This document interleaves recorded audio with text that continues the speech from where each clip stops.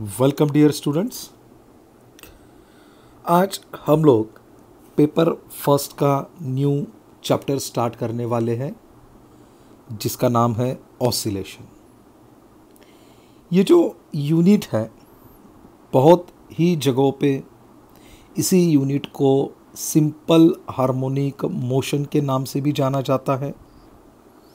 अगर आप लोग पुराना कोई सिलेबस देखते हैं जो कि स्टैंडर्ड 12 को ही रिप्रेजेंट करता है महाराष्ट्र स्टेट बोर्ड का, तो उसके अंदर ये एक अलग सा यूनिट हुआ करता था, सिंपल हार्मोनिक मोशन। अब इसी को थोड़ा सा ब्रॉडली बनाते हुए बोर्ड ने इसका नाम जो है वो ऑसिलेशन रख दिया। एक्चुअली ऑसिलेशंस को स्टार्ट करने के पहले हम लोगों ने 11th में कुछ चीज़ें पढ़ी थी जो कि ऑसिलेशन को रिप्रेजेंट करती थी, ऑसिलेशंस को एक्सप्लेन करती थी, जो कि ऑसिलेशंस को किस तरह से समझना है वो बताती थी। जैसे कि हम लोगों ने लीनियर मोशन देखा था, एंगुलर मोशन देखा था। मतलब हम लोगों ने ऑसिलेशन ऑलरेडी थोड़ा बहुत क्यों ना हो उसका बेसिक कंसेप्ट्स पढ़ रखा है, जो कि मोशंस को किस तरह से ऑसिलेशन में इंट्रोड्यूस करवाता है। ये हम लोगों को इसमें इस यूनिट के आधार, इस चैप्टर के सहारे हम लोगों को उसको समझना होगा। अब ऑसिलेशन होता क्या है, ऑसिलेशंस क्या होता है, ये तो हमें पूरा का पूरा यूनिट समझाएगा। आज ही अगर हम बता देंगे ऑसिलेशंस ये होता है तो ये यूनिट पढ़ने की हमें ज़रूरत ही नहीं पड़ेगी, लेकिन ऐसा नहीं है। इस यूनिट के अंदर हम लोगों को बहुत सारी इंटरेस्टिंग चीज़ें पढ़नी है।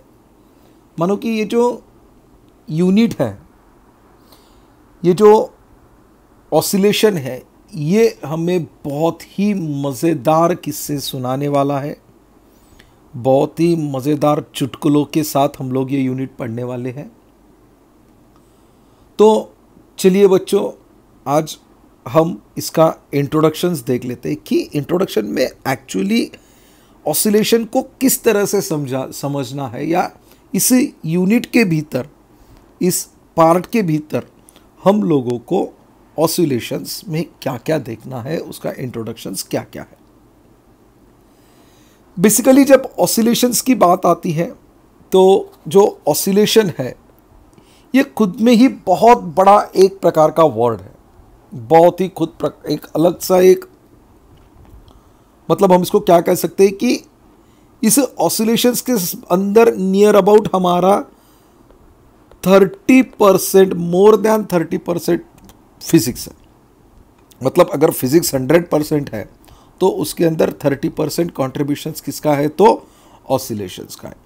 मतलब बहुत अलग अलग चीज़ें हैं, बहुत कॉमन सी बातें हैं जो ऑसिलेशंस को हम लोगों को समझाती है कि ऑसिलेशंस इसे कहते हैं। अब यहाँ पे कुछ डायग्राम्स हम लोगों ने ले रखी है, कुछ GIF फाइल्स हम लोगों के सामने है। एक के अंदर ये जो बच्ची है, छोटी सी प्यारी सी जो नन्ही सी एक गुड़िया है, वो गुड़िया जो है वो झूला झूल रही है। अगर इस झूले को आप भी क्लियरली, भी इंटेंसली अगर उसको हम लोग देखते हैं तो ये झूला एक पर्टिकुलर मोशन में स्विंग हो रहा है, एक पर्टिकुलर लेंथ में वो पीछे जा रहा है, फिर सामने की ओर आ रहा है, फिर पीछे की ओर जा रहा है, फिर सामने की ओर जा रहा है। उसी की तरह जो दूसरी डायग्राम है जो क्लॉक को रिप्रेजेंट करती है, इस क्लॉक को एक पेंडुलम है। अब इस पेंडुलम को भी अगर आप लोग देखते हो तो ये यहाँ तक जाएगा और ये जो है ये यहाँ तक आ रहा है, ऐसा पेंडुलम है ये। मतलब ये इस तरह से मोशन में आ रहा है। ओके, अब ये जो है that is called as the rocking of a cradle. ये बच्चों का एक झूला है। अब इसका GIF फाइल मुझे अवेलेबल नहीं हुआ, इसको हम लोग अब सिर्फ समझ लेते हैं। अगर ये मोशन में होता तो वो इस तरह से ऐसा मोशन करता, ऐसा। That means they have also the oscillate, वो एक मोशन में होता।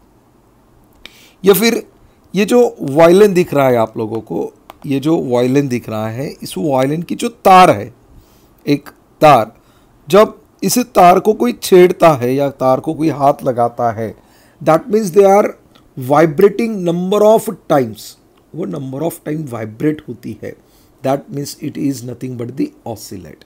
ये क्या है? एक प्रकार का ऑसिलेट। मगर ऑसिलेशन क्या है भैया, ये एक बार समझाओ सर हमें, ये ऑसिलेट होता है मतलब क्या होता है? मतलब ये जो मोशन है, ये झूले का जो मोशन है, ये जो झूले का मोशन है, या ये वायलिन के तार का मोशन है, या ये जो पेंडुलम है वॉच का, ये जो मोशंस हैं, ये मोशंस रिपीट हो रहे हैं आफ्टर इंटरवल ऑफ टाइम। मतलब देखो, डिस्टेंस तो दोनों तरफ का सेम है। हम लोगों ने देखा कि ये जो पेंडुलम है ये यहाँ तक आ रहा है, यहाँ तक आ रहा है, ओके।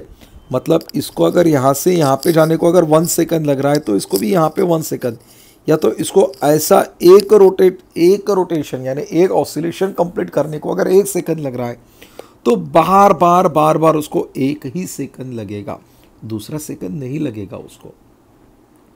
मतलब सिंपल है।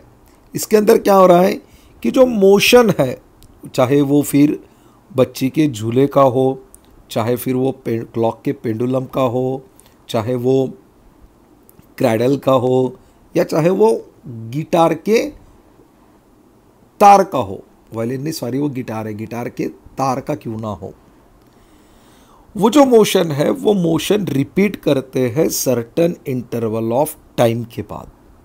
1 सेकंड को एक बार रोटेट होगा, या 2 सेकंड को रोटेट होगा, या 300, लेकिन वो जो टाइम है this time is constant. And उसे इंटरवल ऑफ टाइम में अगर मोशन खुद को रिपीट करता है तो उसी को हम लोग कहते हैं पीरियोडिक मोशन। उसी को हम लोग क्या कहते हैं? पीरियोडिक मोशन कहते हैं। ये बहुत ही इजी चीज़ है। देखो, पीरियोडिक मोशन यानी क्या? एक सिंपल इसको पीरियड को समझ लेते हैं।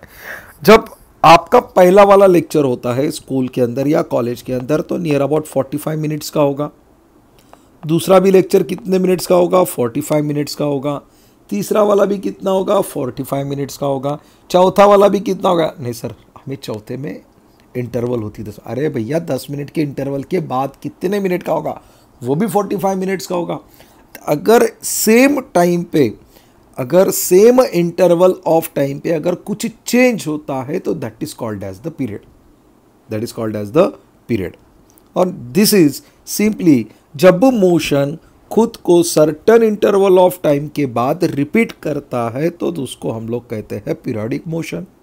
उसको हम लोग क्या कहते हैं? Periodic motion. अब ये जो मोशन है, ये मोशन 2 किस्म की हम लोग यहाँ पे भी देख रहे हैं। एक टू एंड फ्रो, ये वाला एक इंपॉर्टेंट है, इसको हम लोग क्या कर लेते हैं? इसको हम लोग इन्वर्टेड कॉमा में लग देते हैं। एक है टू एंड फ्रो, मतलब इन आउट, अंदर और बाहर, आगे पीछे जैसे कि हो सकता है वो, और अप एंड डाउन। ये 2 मोशन है। ऑब्जेक्ट के मोस्टली 2 मोशन होते हैं। एक होता है टू एंड फ्रो और दूसरा जो होता है वो होता है up and down.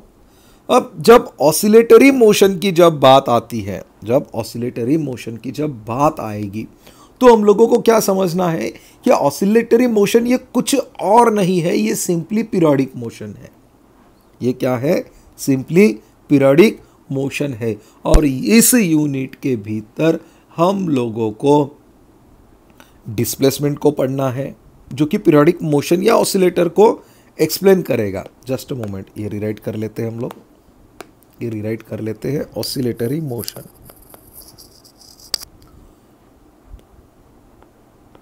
Oscillatory motion, ये जो ऑसिलेटरी मोशन है उसको हम लोगों ने पीरियोडिक मोशन कहा। अब इसी यूनिट के अंदर हम लोगों को ऑसिलेटरी मोशन हो या तो उसको हम लोगों ने पीरियोडिक मोशन कहा है, उसके रिलेटेड कुछ बातें सीखनी है। जैसे कि साइन और कोसाइन फंक्शन। अब ये साइन और कोसाइन फंक्शन किसको रिप्रेजेंट करते हैं? ये रिप्रेजेंट करते हैं डिस्प्लेसमेंट को, ये रिप्रेजेंट करते हैं वेलोसिटी को, या तो ये रिप्रेजेंट करते हैं एक्सेलरेशन को। मतलब साइन और कोसाइन फंक्शंस अगर डिस्प्लेसमेंट, वेलोसिटी और एक्सेलरेशन को रिप्रेजेंट करते हैं तो इस फंक्शंस को हमको हार्मोनिक मोशंस हार्मोनिक फंक्शंस कहना है। क्या कहना है उसको हम लोगों को? Harmonic functions. और जो ऑसिलेटरी मोशन है, अगर ऑसिलेटरी मोशन इस फंक्शन को फॉलो करते हैं तो उसको हम लोग कहेंगे हार्मोनिक मोशन। देखो, इसको कंफ्यूज नहीं होना है। फिर से इसको हम लोग पढ़ते हैं, फिर से एक बार रिपीट देख लेते हैं, क्या फ़र्क पड़ेगा इसको देखने से? समझ में तो मेरे ही आएगा ना? नहीं, आप क्या आएगा? मैं समझ के क्या करूँगा? थोड़ी ना पेपर लिखूँगा। पेपर तो आपको ही लिखना है, पास तो आपको ही होना है। ठीक है बच्चों, अब फिर से देखते हैं इसको। ये क्या है? ऑसिलेटरी मोशन को हम लोगों ने कहा कि ऑसिलेटरी मोशन कुछ और नहीं है, पीरियोडिक मोशन है। तो ये जो यूनिट है, ये जो चैप्टर है, इस चैप्टर के अंदर डिस्प्लेसमेंट हो गया, वेलोसिटी हो गया या एक्सेलरेशन हो गया, ये सब मोशन साइन और कोसाइन फंक्शन से रिप्रेजेंट करने हैं हम लोगों को। जब साइन और कोसाइन फंक्शन से इसको हम लोग रिप्रेजेंट करते हैं तो इस फंक्शन को हम लोग कहते हैं हार्मोनिक फंक्शन। अगर ऑसिलेटरी मोशन, अगर दूसरा पॉइंट है, इस पॉइंट के साथ उसको मत कनेक्ट करिए। अगर ऑसिलेटरी मोशन ऐसे किसी फंक्शन को ओबे करता है, कौन से फंक्शन को? हार्मोनिक फंक्शन को। अगर ऑसिलेटरी मोशन हार्मोनिक फंक्शन को ओबे करता है, उसको फॉलो करता है, तो इसको हम लोग हार्मोनिक मोशन कहते हैं। ऑसिलेटरी मोशन हार्मोनिक फंक्शन को अगर ओबे करता है तो इसको हम लोग क्या कहेंगे? हार्मोनिक फंक्शन कहेंगे। अब ये हो गया जस्ट इंट्रोडक्शंस। इंट्रोडक्शंस में हम लोगों को क्या क्या पता चला बच्चों? इंट्रोडक्शंस में हम लोगों को पता चला कि ऑसिलेटरी मोशन जो होता है वो एक सिंपल सा मोशन होता है जो कि पार्टिकल्स को after interval of time repeat करवाता है। चाहे वो झूला हो, चाहे वो लोलक वाली आपकी घड़ी हो, या तो वो कार्डल हो, झूला छोटे बच्चों का, नन्हे मुन्ने बच्चे जो प्यारे प्यारे 1-2 साल के होते हैं ना, उनका जो झूला होता है, लाइक दैट। और तीसरा जो स्टाइल मारते हैं ना, गिटार बजाते हैं स्टाइल, हम लोग तो उसी को स्टाइल मारना कहते हैं ना, गिटार। हाँ, बहुत से बच्चे उसी स्टाइल के वास्ते गिटार सीख रहे हैं आजकल। I know number of students are in my class जो कि गिटार सीखते हैं स्टाइल के लिए। तो ये सारे के सारे जो मोशंस हैं, ये सारे के सारे जो ऑसिलेटरी मोशंस हैं, इसी मोशंस के ये एग्जाम्पल्स हैं। तो ऑसिलेटरी मोशंस क्या होते हैं? ऑसिलेटरी मोशंस ये एक पीरियोडिक मोशन होते हैं जो कि आफ्टर इंटरवल ऑफ टाइम खुद को रिपीट करते हैं। मोशन खुद को क्या करता है? After interval of time repeat करता है, चाहे फिर वो टू एंड फ्रो में क्यों ना हो या अप एंड डाउन में क्यों ना हो। ठीक है, और इसी ऑसिलेटरी मोशंस को हम लोगों ने क्या कहा था? पीरियोडिक मोशन कहा था। अब हम लोगों ने देखा कि इसी यूनिट में हम लोगों को क्या क्या देखना है? डिस्प्लेसमेंट, वेलोसिटी, एक्सेलरेशन, जो कि मोशन को रिप्रेजेंट करेंगे साइन और कोसाइन फंक्शन से, और इसी फंक्शंस को हम लोग कहेंगे हार्मोनिक फंक्शन। और जो ऑसिलेटरी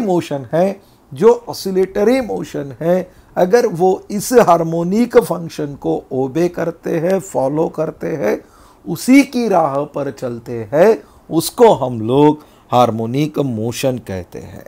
चलिए, ये हो गया हमारा जस्ट इंट्रोडक्शंस। अब इसमें का पहला जो पॉइंट निकल के आता है, that is called as the periodic motion. अब पीरियोडिक मोशन का एक्सप्लेनेशन हम लोगों को देखना है।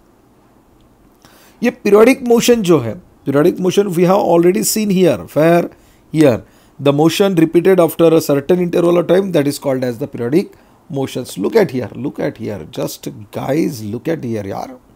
देखो, आंखें खुली रखो, कान तो हमेशा बंद रखते हो, कम से कम आंखें तो खुली रखो।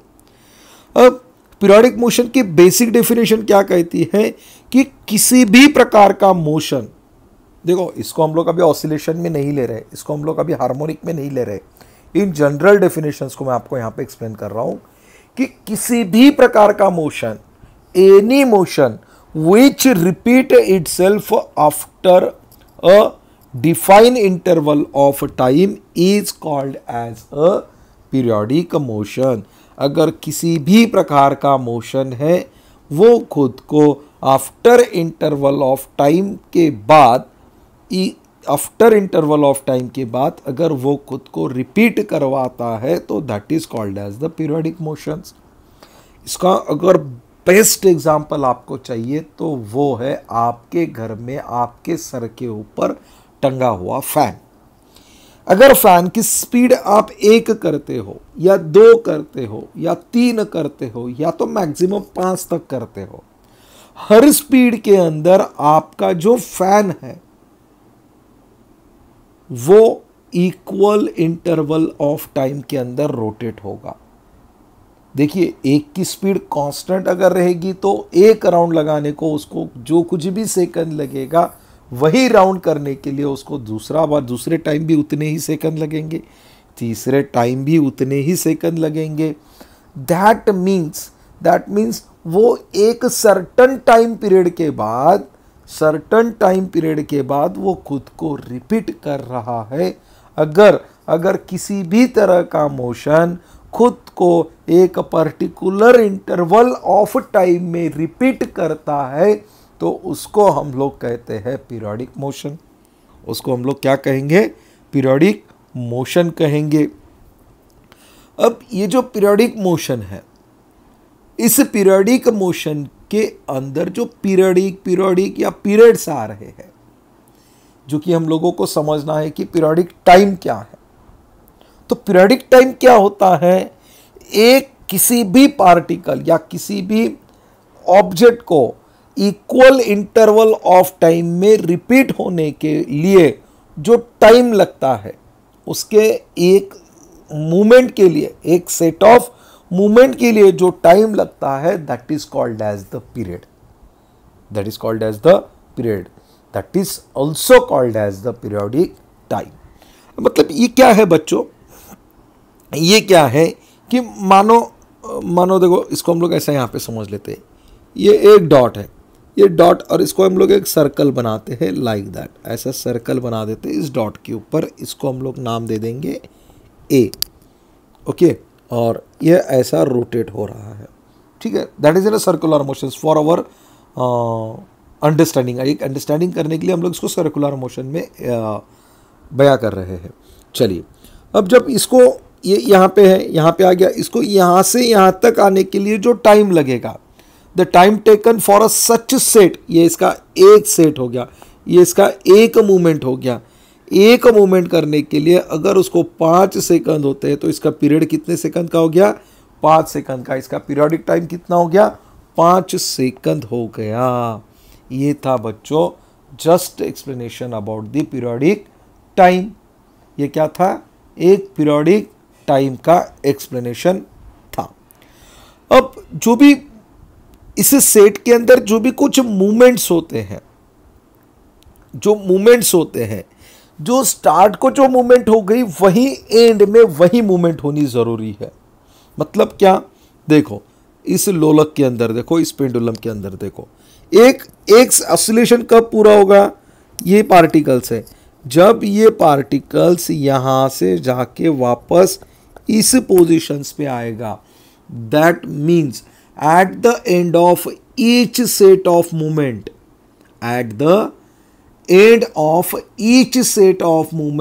the state of the body is the same as that of beginning।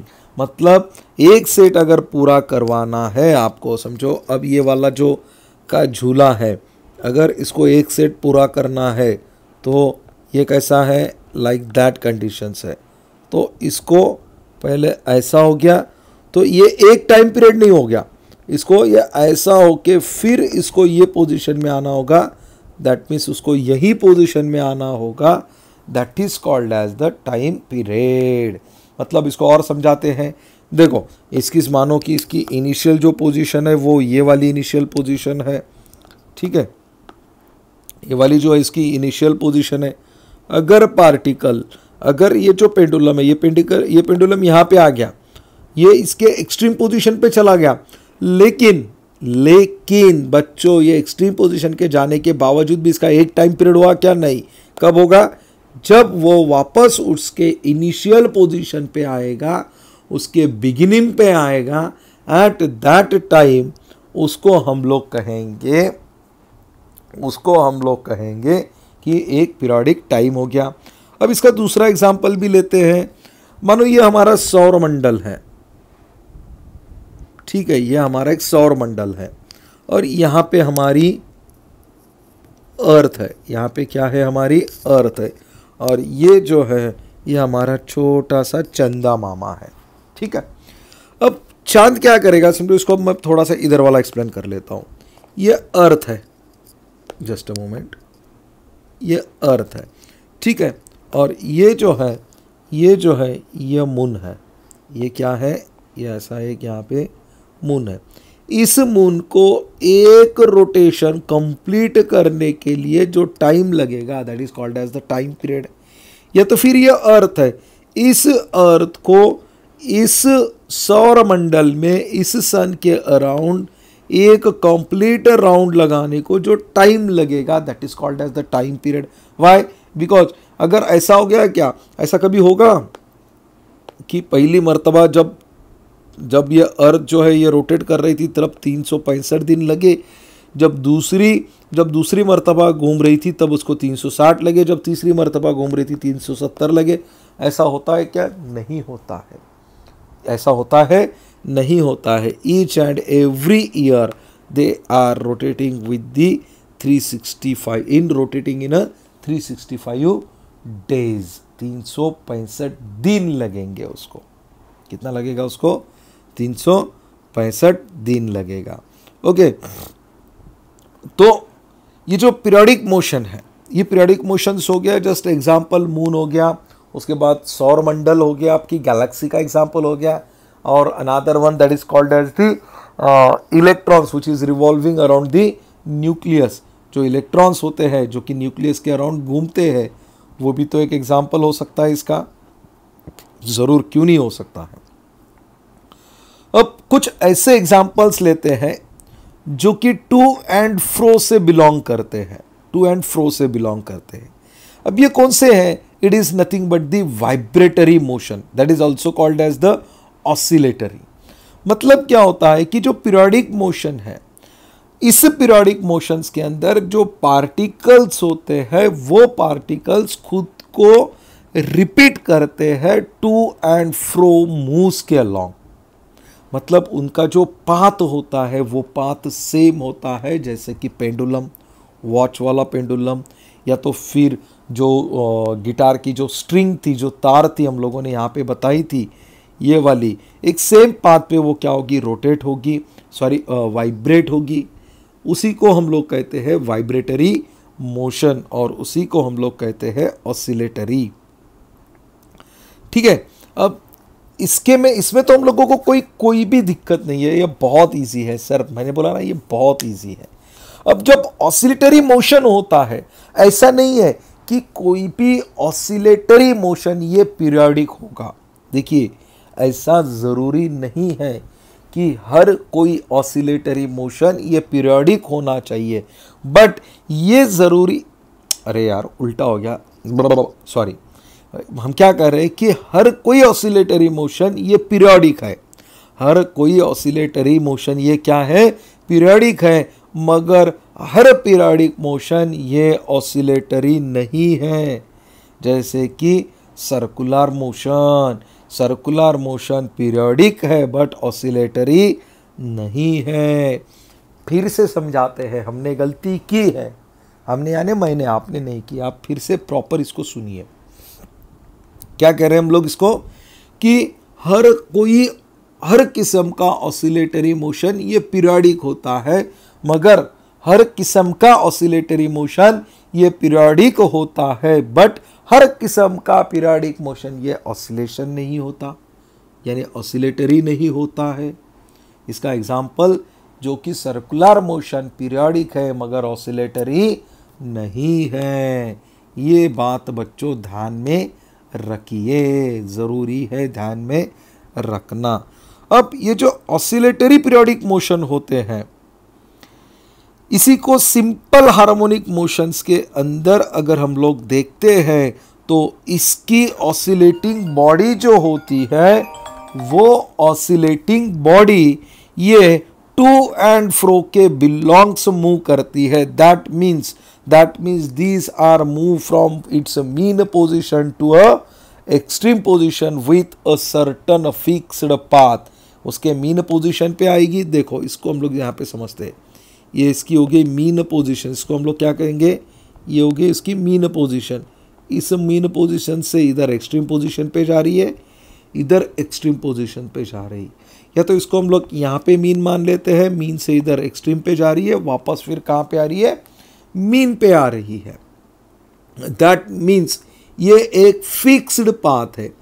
अगर किसी फिक्स्ड स्ट्रेट लाइन पाथ के ऊपर मोशन होता है तो इसको हम लोग कहते हैं लीनियर सिंपल हार्मोनिक मोशन। बच्चों प्लीज गौर से सुनिए, अगर किसी पाथ के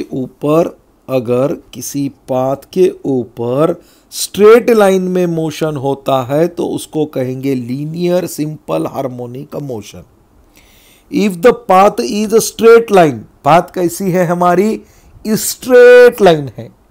कैसी है, स्ट्रेट लाइन है, ई नहीं बोलना है, स्ट्रेट लाइन है। ऐसे पाथ पे अगर मोशन होता है उसको हम लोग कहते हैं लीनियर सिंपल हार्मोनिक मोशन।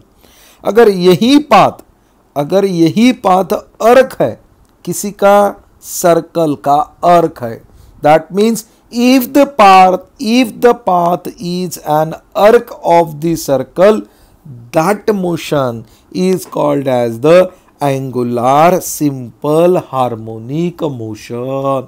उसको हम लोग क्या कहेंगे, एंगुलर सिंपल हार्मोनिक मोशन। अब कुछ डेफिनेशंस हैं जो कि बहुत ही इंपॉर्टेंट है, उसको हम लोग लिख लेते हैं। ये किस चीज़ की डेफिनेशन है, ये है, इसको हम लोग कैपिटल में लिख लेते हैं, ये है पीरियड की डेफिनेशन। ये किस चीज़ की डेफिनेशन है, ये है फ्रीक्वेंसी की डेफिनेशन। ये किस चीज़ की डेफिनेशन है, ये है एम्पलीट्यूड की डेफिनेशन। तो बच्चों समझते हैं इस definition. First one that is period, it is denoted by T, frequency it is denoted by N, amplitude ये कभी ए से बताया जाता है या कभी किसी और चीज से बताया जाता है। चलिए तो पीरियड की डेफिनेशन क्या है ये देख लेते हैं।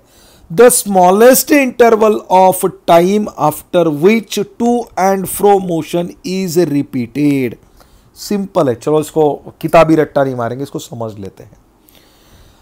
अगर कोई मोशन टू एंड फ्रो में हो रहा है, लाइक दैट दिस वन, देखो कोई मोशन टू और फ्रो में हो रहा है तो समझो ये टू एंड फ्रो है, समझ लो भैया, समझ लो, लेट कंसीडर कर लो, गलतियां मत निकालो, ये समझने के लिए कर रहा हूं। अगर यहां से यहां तक जाने को और यहां तक वापस आने को जो टाइम लगेगा, जो पार्टिकल को टाइम लगेगा उसको कहेंगे हम लोग पीरियड। उसको हम लोग क्या कहेंगे, पीरियड कहेंगे। मतलब smallest interval of time after which to and fro motion is repeated, repeat होता है स्मॉलेस्ट इंटरवल ऑफ टाइम, मतलब 1 सेकंड के बाद सेकंड के बाद सेकंड के बाद ऐसा होता है, that is called as the period.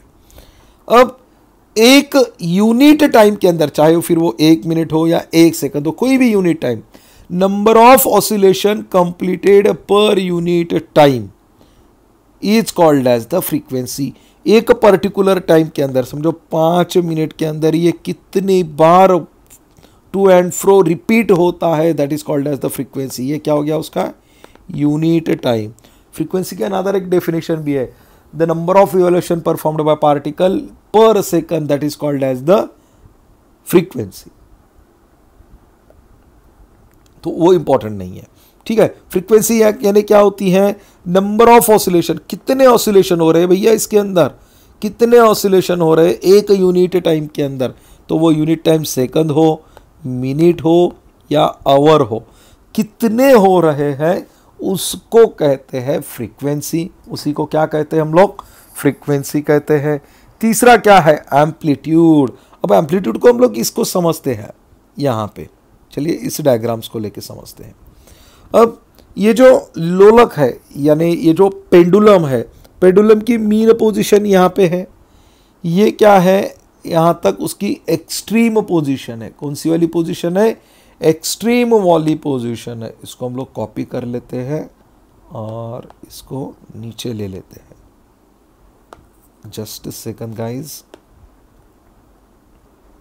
Okay, अब देखिए जो मैक्सिमम डिस्प्लेसमेंट है from its mean position, from its mean position, mean position कौन सी वाली? ये वाली मीन पोजीशन। एक्सट्रीम पोजीशन कौन सी? ये मीन पोजीशन से एक्सट्रीम पोजीशन तक जो डिस्प्लेसमेंट होगा that is called as the amplitude. उसको हम लोग क्या कहेंगे? एम्पलीट्यूड कहेंगे। It is simply says that the maximum displacement of a particle performing simple harmonic motion from its mean position. Mean position से मैक्सिमम डिस्प्लेसमेंट कवर जहां तक होता है उसको हम लोग कहते हैं एम्पलीट्यूड। उसको हम लोग क्या कहेंगे? एम्पलीट्यूड कहेंगे। तो आई थिंक गाइज एम्पलीट्यूड बहुत इजी है। इसको एक बार फिर से देख लेते हैं। The maximum displacement from its mean position, ये सिंपल सी डेफिनेशन है। The maximum displacement of particle from its mean position when it performing SHM that is called as the amplitude. उसको हम लोग क्या कहेंगे? एम्पलीट्यूड कहेंगे। तो ये था हमारा पहला वाला लेक्चर जो कि ऑसिलेशन को प्रूफ करने के लिए हम लोगों के काम में आने वाला है। इसके अंदर हम लोगों ने जस्ट इंट्रोडक्शन देखा। इंट्रोडक्शन के अंदर हम लोगों ने पीरियोडिक मोशन को देखा, सिंपल हार्मोनिक मोशन को देखा, लीनियर एसएचएम क्या है उसको देखा, हार्मोनिक फंक्शंस देखे, हार्मोनिक मोशन देखा। ये सब का सब हम लोगों ने देख लिया इसके अंदर। और फिर हम लोगों ने देखा कि पीरियोडिक मोशन क्या होता है, उसका एक्सप्लेनेशन हम लोगों ने देखा। अगला जो नेक्स्ट पॉइंट जो होगा वो होगा एसएचएम और उसका डिफरेंशियल इक्वेशंस। आई थिंक आप हम लोगों को यहाँ पे भी रुकना चाहिए। अगर इसके अंदर कोई दिक्कत आती है तो please ask me. It is one kind of the very easy chapter और ये आपके नीट और सीईटी के लिए बहुत ही ज़्यादा इम्पॉर्टेंट है। इसके प्रॉब्लम्स हम साइमल्टेनियसली ले लेंगे जैसे अभी तक सबके लेते आ रहे हैं। So guys I hope you can enjoy this lectures और इसको लाइक करो, शेयर करो और सब्सक्राइब करो। ज़्यादा से ज़्यादा बच्चों तक ये हमारे वीडियोस को पहुंचाया करो। So guys thank you so much. Bye bye, take care.